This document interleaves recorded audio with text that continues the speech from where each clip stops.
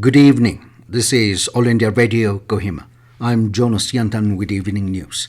The headlines. Counting of votes for the presidential elections will be taken up on Thursday at the Parliament House complex.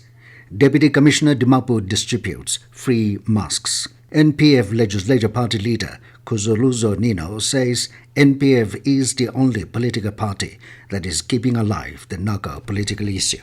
A Nagaland state vector-borne disease control program cautions people against dengue and the Japanese encephalitis. Now the news in detail. The counting of votes for the presidential elections will be taken up on Thursday. It will start at 11 a.m. in the Parliament House complex in the national capital. Polling to elect a new President of India was held at Parliament House in Delhi, state assemblies and other designated places across the country yesterday. Over 99% elector turnout was recorded in the polling. Addressing media in Parliament House complex, Rajya Sabha General Secretary General P.C. Modi said that the ballot boxes from all over the country will be brought to the Parliament House complex where counting will be held on Thursday.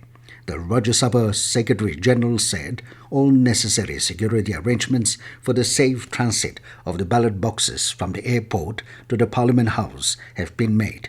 The term of incumbent President Ramnath Kovind will end on 24th of this month. Former Jharkhand Governor Draupadi Murmu is the NDA candidate for the presidential election, while the former Union Minister Yashwant Sinha is contesting as opposition candidate for the top post. In view of the surge in COVID-19 cases, Deputy Commissioner Dimapur Sachin Jaiswal today personally visited several marketplaces under Dimapur district and distributed masks, besides educating the masses. Sachin visited supermarket Badar Jarali and the New Market and distributed masks free of cost to the street vendors, shopkeepers, auto drivers and the public who were without masks. He reminded the citizens of Dimapur to follow COVID-appropriate behavior and said that wearing masks will be mandatory. He also urged the eligible persons to get their booster doses. The DC was accompanied by administrative officers and the Gangburas who made the announcements about COVID-19 guidelines at strategic locations. Leader of Naga People's Front NPF Legislature Party and co-chairman of UDA Kuzholuzo Nienu today said that NPF is the only political party that is keeping alive the Naga political issue.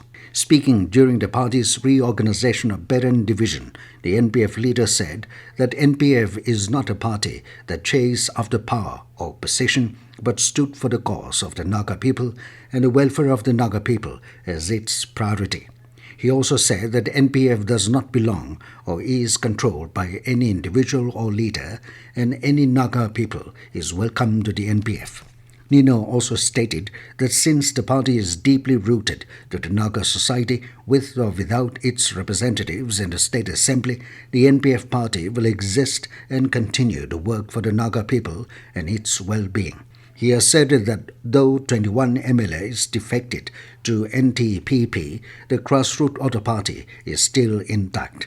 Nienu further maintained that the major political parties in the state like BJP may have their roots in India but no roots in Nagaland, and the other, the NDPP, its existence is only in the initial period in the Naga society. The NPF leader claimed that NPF signified the only viable political party that is surviving and battling for the true cause of the Naga people.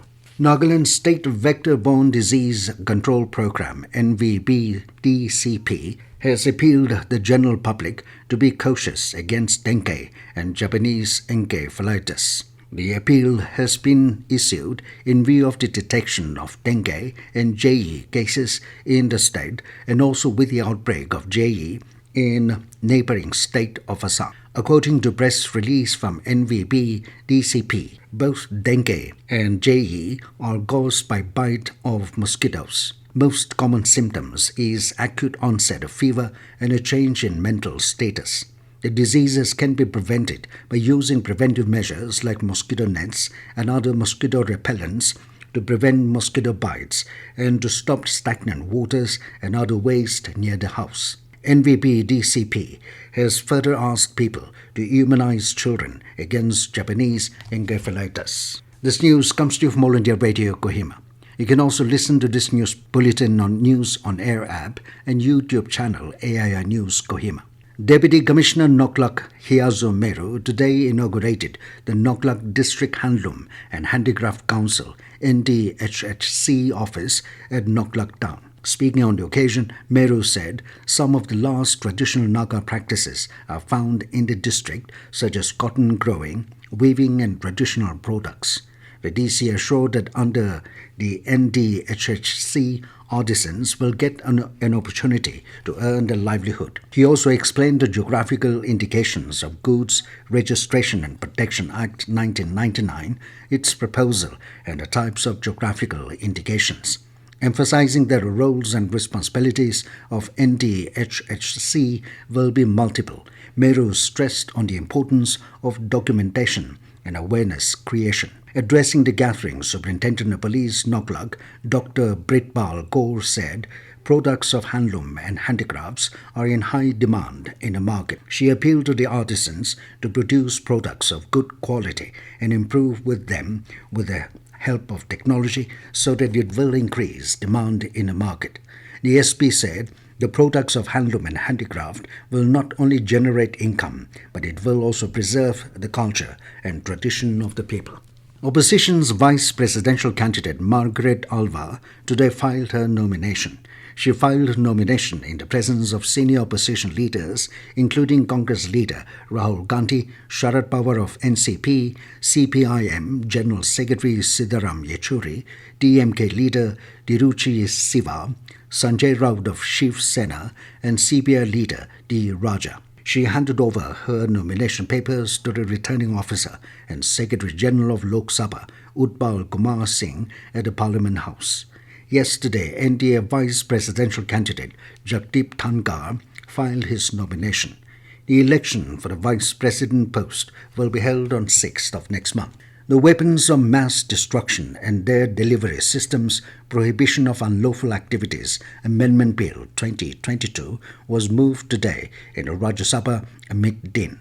The bill seeks to amend the Weapons of Mass Destruction and Their Delivery Systems Prohibition of Unlawful Activities Act 2005.